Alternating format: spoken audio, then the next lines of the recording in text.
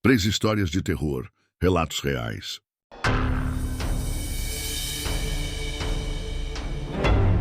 Relato 1.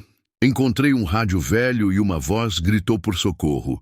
Queria nunca ter escutado. Meu trabalho é, ou pelo menos era, trabalhar para uma empresa de armazenamento de baixo orçamento, ou seja, um conjunto de garagens onde as pessoas guardam as coisas. Você encontra muitas coisas estranhas que as pessoas deixam para trás nesse tipo de trabalho. Principalmente lixo, às vezes objetos de valor. Ocasionalmente, minha empresa Tidy Storage fazia um leilão de coisas que as pessoas deixavam para trás, mas na maioria das vezes elas não se incomodavam. Em vez disso, seria meu trabalho entrar e limpar as unidades abandonadas e deixá-las prontas para o próximo cliente. Era uma vida decente, pelo menos até a semana passada.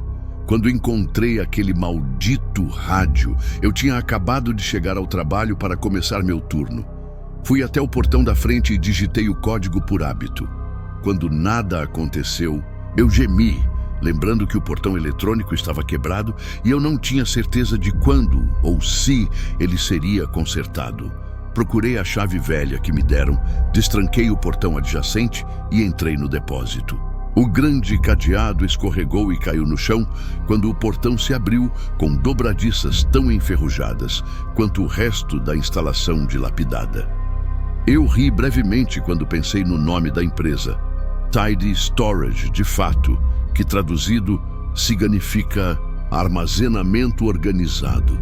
Imaginei que, como nossos preços eram muito baratos, era a única coisa que salvava qualquer negócio escasso, fazendo com que aquele lugar conseguisse sobreviver. Eu nem tinha certeza se havia outros funcionários aqui, ou se éramos apenas eu e o gerente do lugar Tim, que nunca parecia estar por perto. Coloquei a chave de volta no bolso e segui em frente. Encontrei o prédio desolado como sempre. Meus passos eram ocos no silêncio. Era um mundo de tinta descascada, números desbotados e parafusos tão velhos que descascavam vermelhos no chão. Enquanto eu caminhava em direção à unidade que estava procurando, minhas botas conseguiram encontrar cada fenda e fratura. O concreto era velho e desgastado. Como muitas coisas no lugar decadente, eu me perguntei se ele algum dia seria consertado. Mantive um ritmo constante, meu turno tinha acabado de começar e eu não estava com pressa.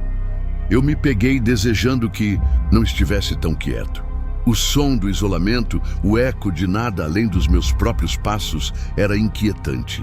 Fiquei irritado comigo mesmo por esquecer de carregar meus fones de ouvido, pois percebi que o ambiente solitário provavelmente seria minha única companhia naquele dia, a menos que eu encontrasse uma pessoa real. O pequeno circuito que percorri revelou mais unidades de armazenamento. A ferrugem floresceu como uma doença, espalhando-se dos cantos e dobradiças. Os números antes ousados e brilhantes agora desbotaram.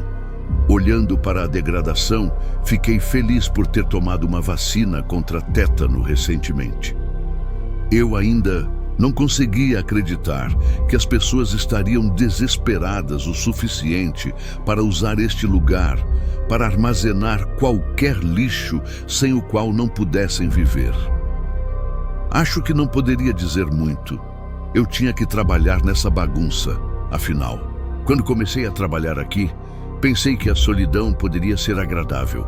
No entanto, agora me encontrava entediado e um pouco solitário, nada se mexendo, exceto o vento frio lá fora e os pensamentos na minha cabeça. Entrei mais profundamente na instalação, olhando para uma unidade próxima. Eu estava perto.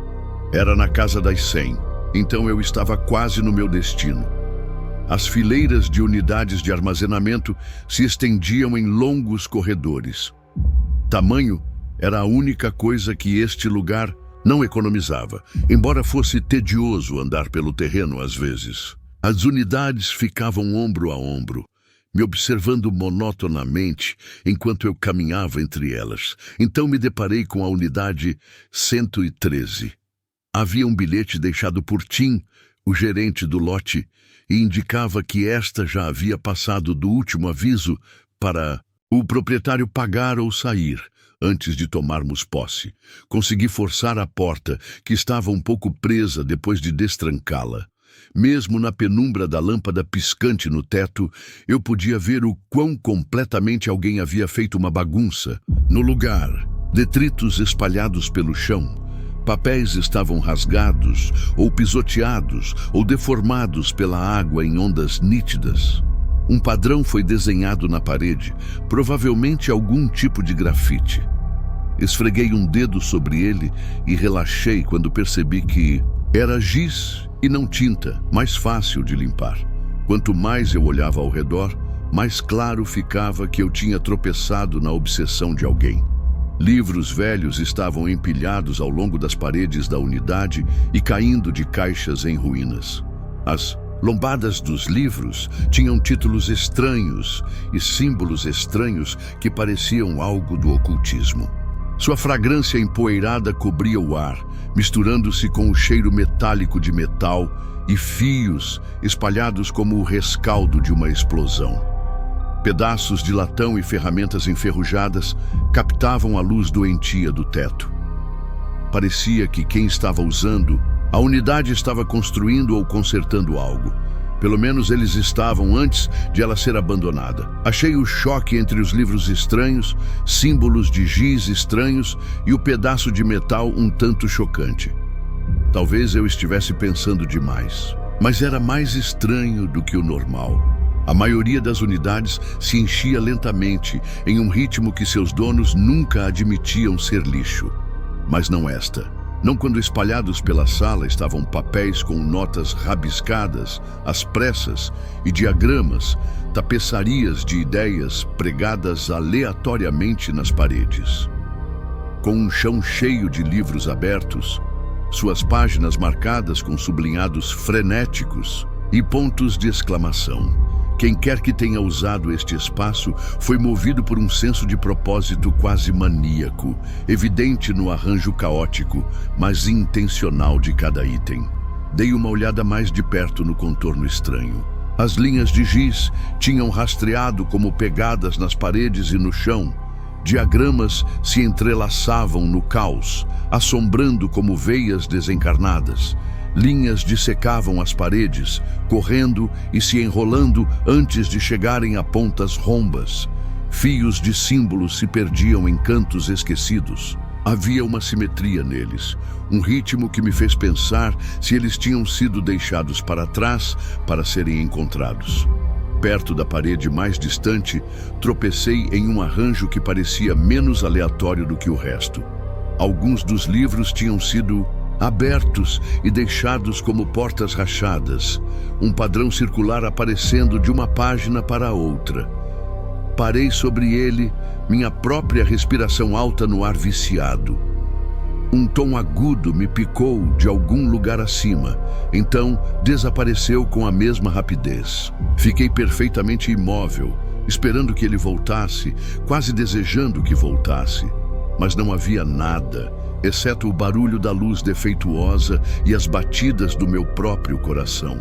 A sala inteira vibrava com um silêncio perturbador, do tipo que tornava impossível pensar com clareza. Eu não conseguia explicar o porquê, mas algo sobre como tudo foi deixado ali parecia errado. Quando naveguei pelas torres de caixas, meus olhos se fixaram no que estava no centro da unidade de armazenamento, um rádio antigo. Parecia que alguém tinha trazido a coisa direto da década de 1940. A coisa estava empoleirada em cima de uma velha mesa lateral, deitada ali como se tivesse medo que eu não a visse. Mesmo do outro lado da sala, eu podia dizer o quão estranhamente nova ela parecia. Mogno brilhante e vidro, livre das camadas de sujeira e podridão que sufocavam todo o resto. Eu não conseguia acreditar que alguém deixaria aquela coisa para trás. Quem quer que tenha usado a unidade 113 deve ter sido um pouco excêntrico. Os desenhos estranhos, livros e rádio faziam parecer que talvez fossem um teórico da conspiração ou algo assim. Quem quer que fossem, eles tinham perdido tudo agora. Parecia estranho que eles fizessem todo o esforço para colocar tudo isso aqui e então simplesmente abandonassem. E agora era meu trabalho limpar a bagunça. Eu tinha certeza de que havia uma história interessante por trás das marcações e livros, mas principalmente do rádio imaculado. Havia algo sobre sua colocação, o cuidado com que ele havia sido deixado, que despertou meu interesse. Eu disse a mim mesmo que deveria pegar o carrinho e começar a carregar as caixas de livros primeiro. No entanto, eu estava muito intrigado com o rádio. Eu tinha que descobrir se ele ainda funcionava e, se funcionasse, ver o que poderia valer a pena. Estendi a mão para tocar no dial e ligá-lo, e o rádio vibrou com uma estranha antecipação. O retorno do som era estranho. Eu ignorei, e quando finalmente girei os botões, os alto-falantes deram um estalo e encheram o ar com estática, mais alto do que eu esperava e mais urgente do que eu estava pronto. Eu estava prestes a desligar o dispositivo novamente, sobrecarregado pelo ruído branco incessante, mas ele finalmente captou um sinal. E o sinal tinha uma voz. Não era uma voz que eu já tivesse ouvido. Ela estalava em rajadas, atonais e dissonantes, como se o ar estivesse cheio de abelhas. Mas conforme eu a inspirava, ela ficava mais nítida. Menos um ruído e mais um zumbido. Menos um zumbido e mais um apelo. Pressionei meu ouvido perto, tão perto que senti os pelos se arrepiarem em posição de sentido. Eu tinha pensado que a estática era ensurdecedora, mas eu estava errado. A clareza era pior. Por favor, ajude. Era sutil. Sutil o suficiente para que eu quase aguardasse e fingisse que não passava de um eco no meu próprio cérebro solitário. Mas a voz se recusava a morrer. Pensei que poderia ser algum tipo de truque, talvez algum dispositivo secreto, de gravação tocando algo. A voz tinha uma qualidade distante, como se viesse de outro tempo, lugar ou dimensão, distorcida, torta e de partir o coração. Eu não tinha certeza do porquê, mas quanto mais eu ouvia, mais real ela soava. Eu não conseguia explicar, exceto para dizer que eu sabia do jeito que um animal preso conhece uma armadilha. Ela se enrolava em si mesma, um rolo infinito de terror. Por favor, me ajude. Pensei em ir procurar Tim, mas ele não estava lá quando cheguei e não tinha certeza se ele estaria naquele dia. Pensei em levar o rádio estranho para a polícia e ver se eles sabiam o que fazer. Mas algo sobre o apelo da voz me compeliu a ouvir, como se fosse para mim especificamente e somente eu pudesse ajudar. Afinal, não havia mais ninguém que pudesse ouvir, ninguém mais que eu pudesse dizer que levaria isso a sério. Ninguém além do rádio e eu zumbindo em uma harmonia terrível. O que eu deveria fazer para ajudar? E quem eu estava tentando ajudar? Sentei com a cabeça entre as mãos e escutei até ficar perturbado demais para ouvir mais. Desliguei o rádio e a dormência em que estava se dissipou.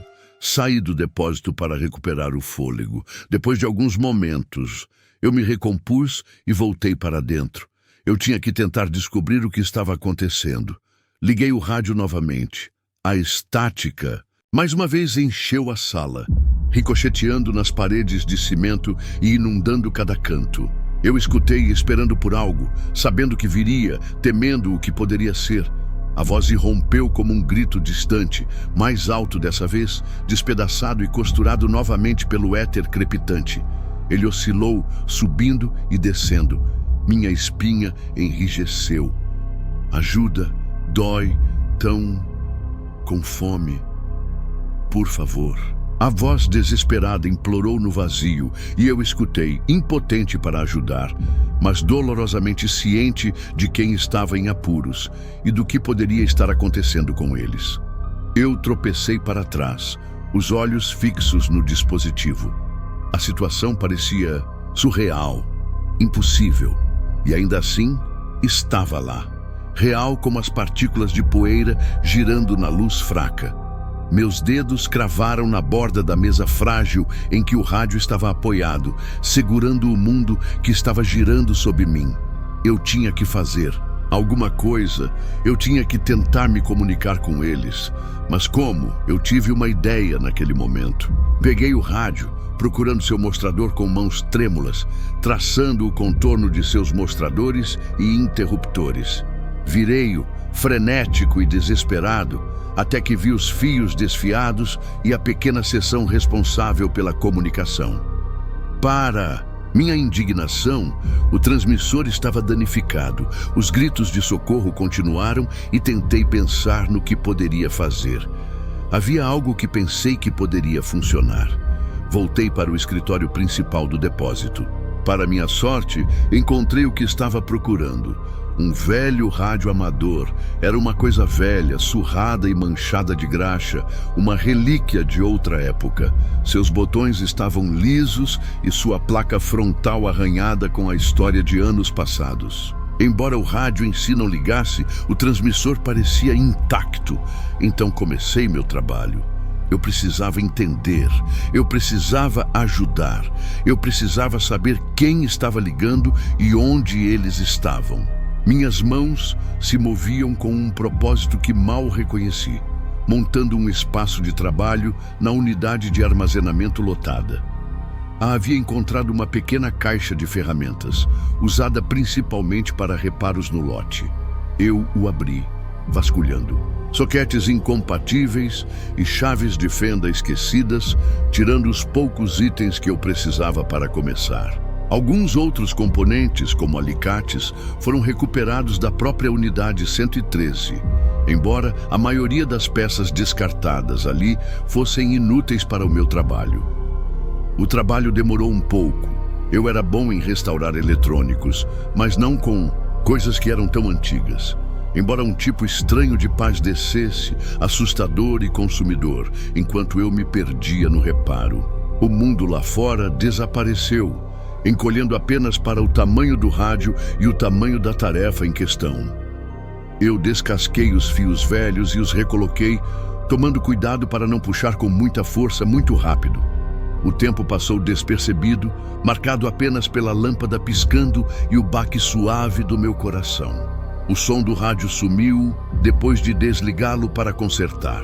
No entanto, o silêncio parecia pior, quase insuportável. A ausência da voz me empurrou para frente com uma urgência que eu não conseguia controlar. Eu tinha que falar com eles, eu tinha que ajudar. Terminei a última conexão, minhas mãos duras e doloridas, minha mente um borrão de pensamentos emaranhados. O rádio estava diante de mim, consertado, pelo menos até onde eu podia ver. O grito de socorro persistia em minha mente, o apelo desesperado se recusando a desaparecer. Eu esperava que meu plano funcionasse. Só havia uma maneira de saber com certeza agora. Eu o liguei, o barulho de estática veio imediatamente. A conexão parecia ruim e eu quase a desliguei novamente pensando que poderia ter piorado. Quando eu estava prestes a perder as esperanças, a voz surgiu, crescendo dentro do ruído, tornando-se humana em graus lentos. Ajude. Alguém, por favor. A voz, o mesmo apelo desesperado, alcançando camadas de interferência. Era um espectro, fino e distorcido, quase perdido na parede de estática, mas ali, inconfundivelmente ali, a voz fluía e refluía, aumentando, em força apenas para se desfazer e se dissolver no mar implacável de som. Ajude. Isso me machuca. Eu estou aqui, todo sumido. Eles foram embora. Eles pareciam desesperados e eu tinha os meios para tentar ajudar agora.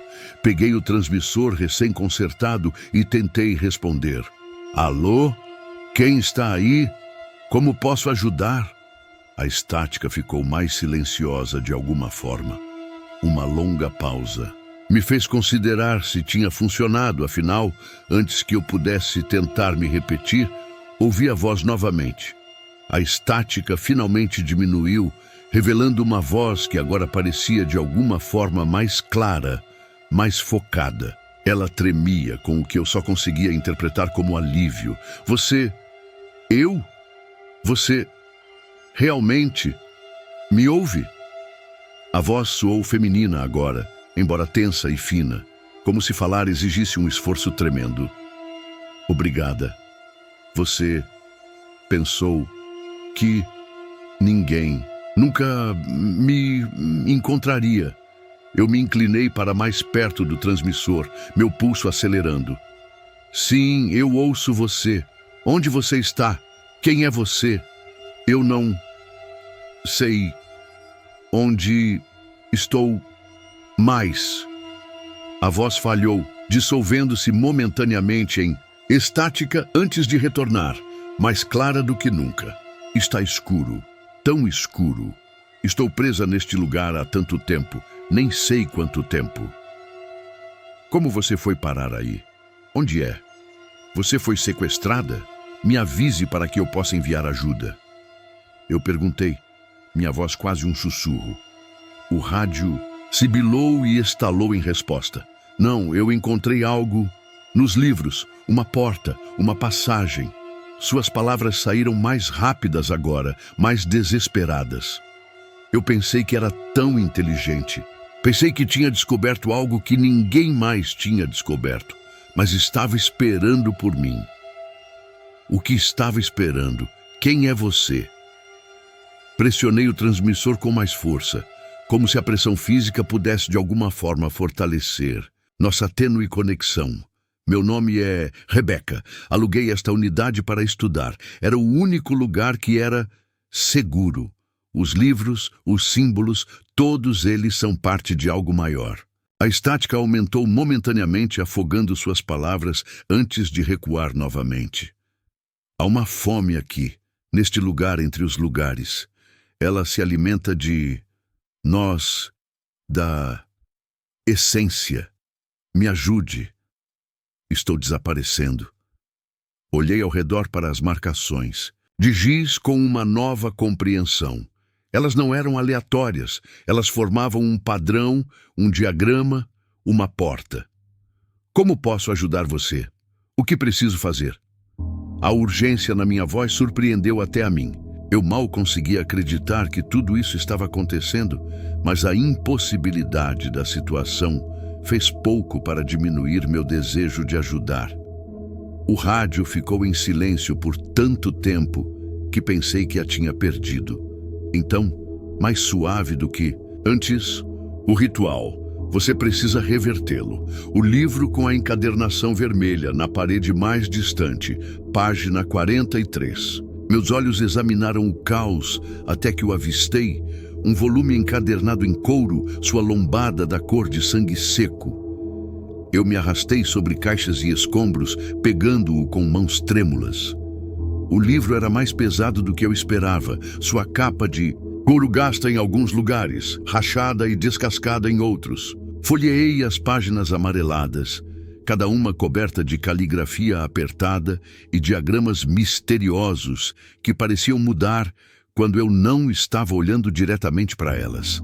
A página 43 revelou um padrão circular complexo, não muito, diferente das marcações de giz nas paredes, mas mais intrincado. Anotações em tinta desbotada lotavam as margens, algumas riscadas, outras sublinhadas várias vezes. Eu encontrei, eu disse, retornando ao rádio. Mas não entendo o que estou vendo. Os símbolos precisam ser redesenhados, ao contrário. A voz de Rebeca estava mais fraca agora, entrando e saindo como um sinal ruim. As palavras, pronuncie-as na ordem inversa, depressa. Eu posso sentir, chegando mais perto. O que está chegando mais perto? A pergunta escapou antes que eu pudesse impedi-la. Uma explosão de estática irrompeu do rádio, tão alta que tive que tapar meus ouvidos. Quando diminuiu, a voz de Rebeca havia mudado, mais baixa, estrangulada, como se estivesse falando através de algo espesso. Por favor, me ajude! Os pelos dos meus braços se arrepiaram. e o ar no depósito pareceu ficar mais frio, mais pesado. Olhei para o livro novamente, estudando os símbolos. Eles pareciam familiares de alguma forma, embora eu soubesse que nunca os tinha visto antes. Meus dedos traçaram o contorno da figura central, uma forma distorcida e desumana, com muitos membros e olhos que pareciam seguir meu olhar pela página. Um suor frio brotou na minha testa. Essa pobre garota estava presa ali com aquela coisa. Meu olhar disparou para as marcas de giz na parede, vendo-as com nova clareza. Fui até a parede e rapidamente limpei as marcas antigas e as substituí por inversões dos padrões anteriores. Me movi o mais rápido que pude, estimulado pelos sons angustiados de Rebeca no rádio. Algo terrível estava vindo para ela e eu tinha que sair dali. O pó de giz grudou em meus dedos suados enquanto eu trabalhava, cada símbolo exigindo um cuidado meticuloso para inverter corretamente. Meu coração batia forte contra minhas costelas e me vi olhando por cima do ombro para as sombras que pareciam mudar quando eu não estava olhando diretamente para elas. O símbolo final tomou forma sob minha mão trêmula, um glifo retorcido que lembrava um olho com gavinhas espiralando para fora. Quase pronto! Gritei para o rádio, minha voz falhando com a tensão. Só mais uma linha. As palavras do livro pareciam estranhas na minha boca enquanto eu as pronunciava ao contrário. Cada sílaba escorregadia e errada, como algo que não deveria ser falado por línguas humanas. O ar na unidade de armazenamento ficou denso, carregado com uma eletricidade que fez minha pele formigar e os pelos dos meus braços se arrepiarem. Quando completei o símbolo invertido final, o rádio irrompeu com um som que não era estático, era algo mais profundo, mais primitivo. Um grito que se transformou em um rugido, seguido pela voz de Rebeca, de repente cristalina e urgente. "Está funcionando", ela gritou. "Eu posso ver a luz. Eu posso me sentir voltando. Por favor, não. Pare agora. Eu preciso sair daqui." As marcações de giz começaram a brilhar com uma luz azul doentia, pulsando no ritmo dos apelos desesperados vindos do rádio. A temperatura na sala caiu tão rápido que minha respiração saiu em nuvens visíveis. As páginas do livro tremulavam, como se tivessem sido pegas por uma brisa repentina, embora o próprio ar parecesse estagnado, congelado. O brilho dos símbolos se intensificou, lançando sombras longas e distorcidas no chão de concreto. A porta do depósito caiu nos trilhos e bateu no chão. Ignorando as distrações, eu esperava que o ritual finalmente tivesse terminado. No entanto, os gritos assustadores de Rebeca perfuraram o silêncio mais uma vez, distorcidos novamente. Um último passo rápido. O rádio não consegue passar. Leve-o para algum lugar, qualquer lugar, melhor recepção. Saia dali. A voz dela ecoou com uma urgência arrepiante, como se as próprias paredes estivessem se fechando, nos sufocando em uma corrida desesperada contra o tempo. Tinha que haver um último passo. Mas o quê? Eu precisava de um sinal mais forte. Ela estava se separando de novo, e eu precisava de melhor recepção. Mover o rádio para fora do prédio poderia fazer a diferença. Tinha que fazer. Meus olhos se fixaram no rádio. As paredes finas do depósito reverberavam com ecos do sofrimento de Rebeca. Os gritos eram frenéticos agora. Ela parecia estar com dor. Eu tinha que ajudar e obter uma mensagem clara novamente e completar o último passo. Peguei o rádio velho e corri para a porta. Na minha pressa, quase tropecei. Meu pé escorregou em um livro próximo que havia caído. Eu me segurei antes de cair, mal percebendo a linha de sal que eu havia perturbado. Meu pé bateu nele, quebrou, espalhou rastros por todo lugar. Foi o momento em que tudo mudou. A pressão que se seguiu foi imensa, um peso invisível que caiu tão rápido e forte que eu mal conseguia compreender. Era como se o próprio ar estivesse se voltando contra mim, me sufocando, espremendo o ar dos meus pulmões. Minha mente correu, mas ficou em branco, o terror eclipsando o pensamento. Em minhas mãos, o rádio girou. Foi tão repentino, tão violento. Não tive tempo de apertar meu aperto antes que ele se soltasse, arrancado por uma força maior do que qualquer coisa que eu já tivesse conhecido. Eu o vi cair em câmera lenta, como se o mundo tivesse desacelerado, só para me deixar ver a finalidade disso. Plástico, metal e fios. Flashes brilhantes de branco e prata se espatifaram contra o chão rachado. O barulho foi explosivo, mais alto que um trovão, uma orquestra de destruição. O ar estremeceu, as paredes tremeram. Então eu senti uma presença vasta e opressiva. Algo havia sido liberado, mas não era Rebeca. Naquele momento ele falou comigo. Não palavras, mas uma sensação terrível de zumbido. Isso me lembrou do som de milhares de insetos chilreando ao mesmo tempo. Um vento frio varreu a unidade de armazenamento, farfalhando papéis e fazendo as páginas de livros abertos tremularem descontroladamente. Então, eu cambaleei com a proclamação estrondosa do ser real que havia escapado. Eu tenho fome, rugiu. Eu sou o vazio entre as estrelas, o divino manifestado. Eu tropecei para trás, derrubando uma pilha de caixas de papelão mofadas. Os livros dentro se espalharam pelo chão de concreto, suas páginas se abrindo para revelar mais daqueles símbolos terríveis. Uma garotinha esperta me encontrou. A voz continuou, quase ronronando agora. Tanto conhecimento naquela cabeça bonita. Ela pensou que poderia se comunicar com o divino, me prender à sua vontade. Um som como vidro rangendo que poderia ter sido uma risada. Ela era deliciosa, mas sua voz... Os tons enigmáticos se transformaram em uma imitação assustadora da própria Rebeca, demorando-se em cada palavra. Ainda tem o gosto mais doce. Minhas costas bateram na porta do depósito. Eu tateei em busca da maçaneta, enquanto olhava para trás, meus olhos procurando desesperadamente pela fonte da voz terrível. Ela tentou me manter aqui. As amarras que ela colocou ainda eram eficazes em me prender, me matando de fome. A voz do rádio declarou: "Mas você me libertou desta prisão." Meus membros estavam pesados e meus pensamentos lentos. Geada se formou nas paredes de metal enquanto a temperatura despencava. Tentei falar, mas o terror congelou minha língua.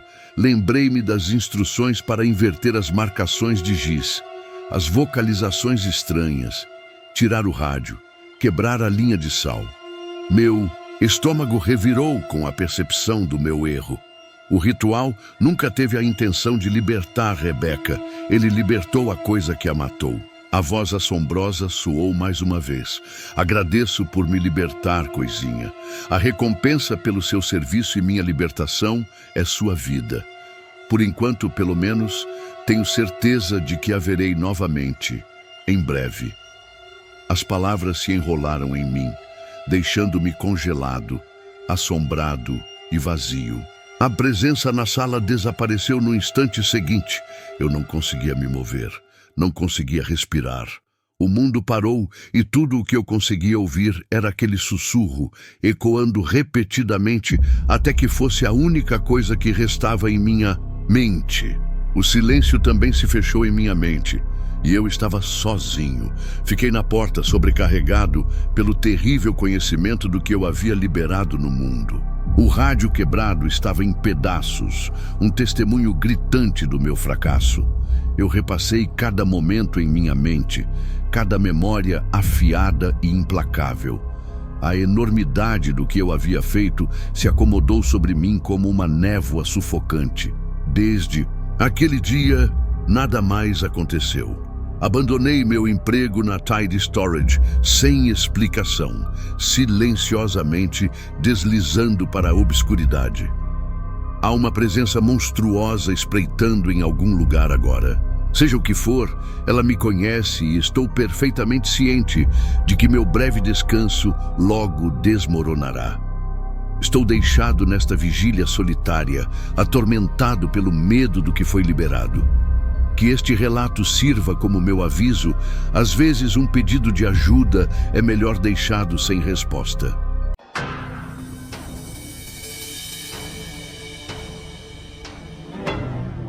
Relato 2. Era uma noite fria de Halloween e Margot tinha a casa toda para si. Uma pilha de livros didáticos estava intocada na mesa da cozinha, o brilho suave da lâmpada projetando longas sombras nas paredes. Margot tem 18 anos e é uma estudante do primeiro ano da faculdade. Nunca foi muito de festas. O fascínio de estudar para suas provas superava qualquer festa universitária de Halloween que seus colegas de classe pudessem aproveitar. Esta noite, seu foco estava em um trabalho fácil de babá para um casal que tinha saído para a noite. Bruno, o menino de 1 ano e meio de quem ela estava cuidando, tinha sido um anjo a noite toda.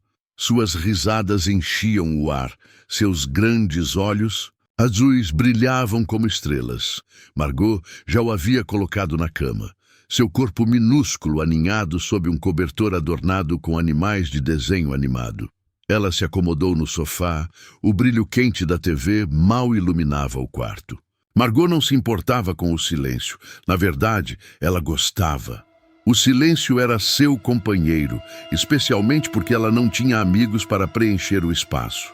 Seu telefone vibrou na mesa de centro, mas ela o ignorou. Em vez disso, ela se concentrou no som suave do monitor do bebê ao lado dela. Era reconfortante saber que se Bruno se mexesse ou precisasse de alguma coisa, ela ouviria imediatamente. O relógio tic-taqueava. Poucos minutos depois, algo chamou sua atenção. Foi fraco no início. Um sussurro. Ela franziu a testa, inclinando-se para mais perto do monitor. Lá estava de novo, uma voz. Margot, venha aqui. Está na hora. O coração de Margot pulou. O bebê, Bruno, estava dormindo profundamente.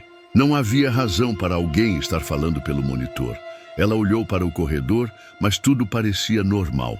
Ela hesitou. Talvez fosse apenas estática? Ou talvez o vento atrapalhando o sinal? Ela sacudiu a cabeça, mas a voz veio de novo. Mais clara dessa vez. Ei, moça, você está atrasada. Seu estômago se revirou. Ela se levantou lentamente, seus instintos lhe dizendo para verificar Bruno. O que estava acontecendo? A casa parecia assustadoramente silenciosa. Ela caminhou até a porta do berçário e parou, ouvindo.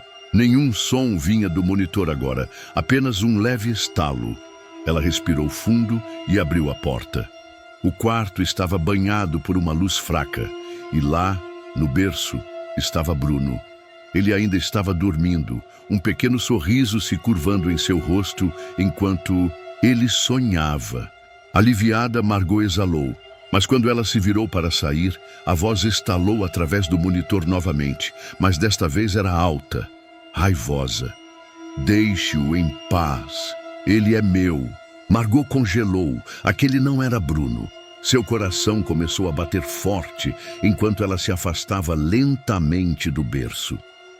Ela olhou nervosamente para o monitor, mas a voz continuou vindo. Era distorcida, assustadora e zombeteira. Um arrepio repentino percorreu sua espinha. Ela pegou o telefone e ligou para a polícia até que ela ouviu. Vá agora. A voz sibilou. As pernas de Margot tremeram e ela sentiu um arrepio se espalhar por seu corpo. Ela se virou para sair, mas os passos vieram. Em seguida, altos e rápidos, andando logo atrás dela. Sua respiração acelerou, mas quando ela chegou à porta, algo a fez olhar por cima do ombro. Não havia nada lá, mas os sussurros baixos e sinistros, continuaram ficando mais altos. Não vá embora ainda. Seu coração batia forte em seu peito. Ela correu para fora do quarto, a estática do monitor do bebê agora berrando em seus ouvidos, os sussurros se transformando em palavras completas e distorcidas. Você não pode ir embora. Você é minha. Ela correu pelo corredor escuro em direção às escadas, sua mente girando em pânico. Algo estava errado. Algo estava terrivelmente errado. Ela ouviu a voz uma última vez quando chegou ao topo das escadas e ela gritou em seu ouvido: "Saia da minha casa!" Margot engasgou e tropeçou, seu pé prendendo no degrau superior. O tempo pareceu desacelerar enquanto ela tombava para a frente, seu corpo se contorcendo no ar. As escadas pareciam dentes irregulares enquanto ela caía, o chão correndo para encontrá-la. Houve um estalo nauseante e tudo ficou escuro. Horas depois, as luzes vermelhas e azuis piscantes de um carro de polícia iluminaram a rua tranquila. Os policiais estavam reunidos no pé da escada, um deles falando baixinho no rádio. O pai de Bruno estava por perto, com os olhos vermelhos e inchados de tanto chorar, sem acreditar no que havia acontecido. Como ela? Ele começou a perguntar, mas o policial levantou a mão para detê-lo. Encontramos o corpo dela no pé da escada. Parece que ela tropeçou ao tentar sair do quarto, disse o policial.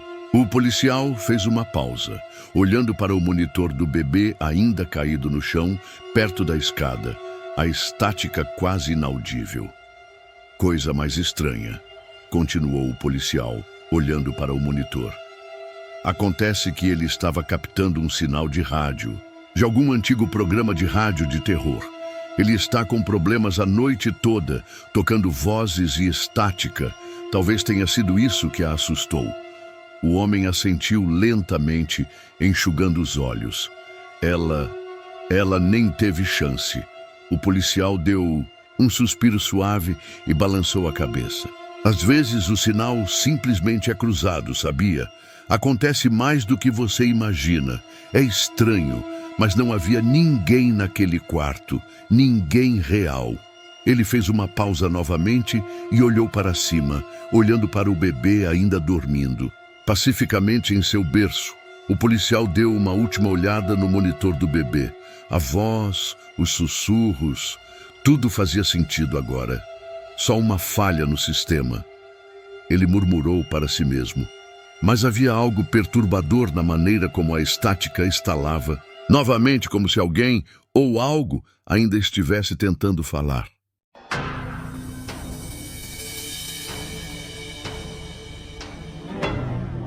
Relato 3. Esta história aconteceu há cerca de 6 meses. Tudo começou numa festa quando eu tinha 15 anos. O meu irmão tinha 11 e os meus pais decidiram fazer uma viagem ao norte do Michigan. Um dos velhos amigos da minha mãe e do meu pai tinha se mudado recentemente para uma casa enorme lá, numa zona onde as casas estavam espaçadas, não totalmente rural, mas ainda assim bastante isoladas. Os meus pais iriam visitá-los e participar numa grande festa com outros amigos, e planejaram nos levar junto. As outras famílias também estavam a trazer os seus filhos. Assim, nós também teríamos algumas pessoas para sair. Quando chegamos, estavam lá apenas 2 famílias, os anfitriões e outra família de amigos. Os anfitriões tinham 2 filhas, ambas com cerca de 8 anos, e a outra família tinha uma filha de 17 anos e um filho, Henry, que tinha a minha idade.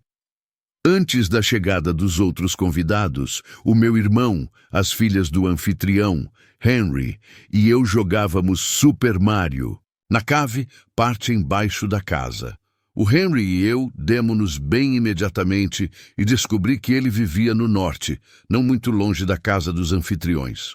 Tínhamos muitos interesses em comum e nos tornamos amigos rapidamente. Eventualmente, chegaram mais crianças, totalizando cerca de 9, todos com menos de 14 anos. No entanto, algumas crianças não andavam com o resto de nós, como uma menina, que parecia ter a idade da irmã de Henry, ou seja, eram mais velhas. Assim que apareceu, ela e a irmã de Henry começaram a conversar e provavelmente já se conheciam. Passaram o resto da noite com as mães mais velhas. Já estava escuro e andávamos a correr pela casa há algum tempo. Uma das mães disse para brincarmos todos lá fora. Então, brincamos. Brincamos a apanhada durante um tempo, mas depois tivemos uma ideia. Esconde-esconde no escuro.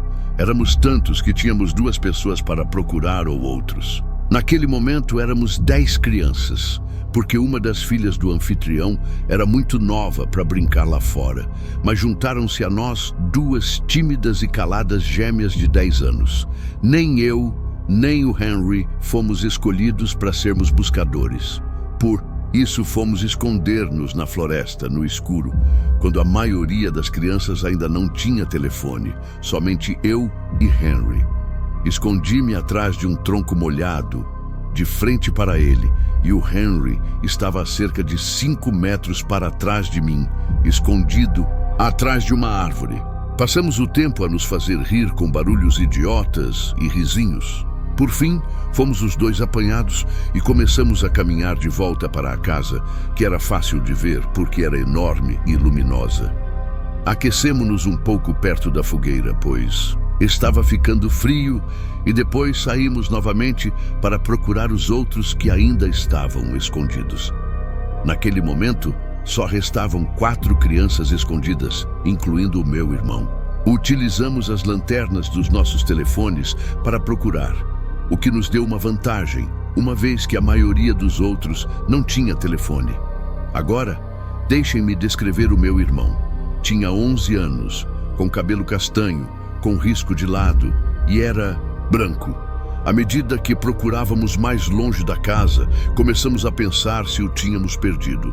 O meu irmão é muito energético, sempre a subir e a pular para cima das coisas, por isso pensamos que poderia ter se escondido bem, como debaixo de um tronco ou coberto com folhas.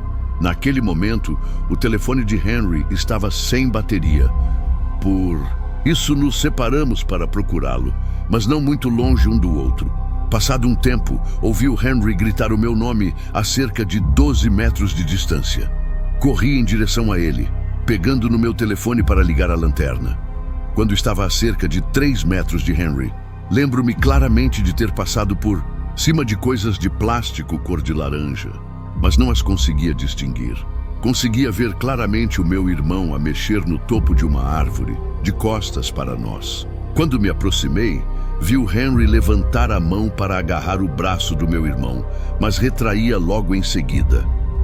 Quando levantei a lanterna do telefone para ver melhor, não vi o meu irmão, mas sim um homem de 40 a 50 anos. Era muito magro, com uma barba ao estilo hippie, pernas extremamente peludas, meias, mas sem sapatos, e roupas justas que eram bem pequenas para ele. E claro, também tinha uma porra de um risco ao lado, bem parecido com o risco do meu irmão. Demorei alguns segundos para processar, mas assim que percebemos o que estava acontecendo, o Henry e eu corremos imediatamente o mais rápido que pudemos. O homem gritou e uivou para nós de cima da árvore, e nós corremos de volta para casa, com os corações a bater. Quando voltamos, contamos a todos o que se tinha acontecido e, obviamente, os pais estavam muito preocupados, por isso tiraram todos da floresta. Aparentemente, o meu irmão estava escondido debaixo de uma lona na porra da garagem. Por razões óbvias, todos foram embora logo em seguida. Se você já passou por algo parecido ou tem alguma teoria sobre o que aconteceu, deixe seu comentário aqui embaixo. E se ainda não se inscreveu, faça isso agora, porque histórias como essa estão longe de acabar. Nos vemos no próximo vídeo, onde o impossível se torna real.